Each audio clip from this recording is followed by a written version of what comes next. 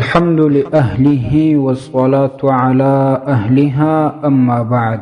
معززو یورور دا پوښتنه کړې ده چې که څوک سنت مؤکده پرېږدي آیا ګناهګاره کیږي که نه؟ محترمه، سنت مؤکده لکه د سهار سنت، د ماپښین سنت، د ماښام سنت، دا شان د ماخوستن سنت، دې ته سنت مؤکده وایي. که څوک بې له سخت ضرورته پرېږدي نو په دې سره یقیني ګناهګاره کیږي او دا ګناه ده چې څوک یې پرېږدي.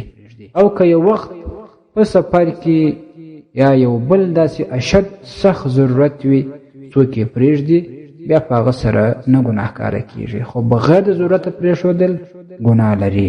الدر المختار على رد المحتار، دویم جلد 545 صفحه.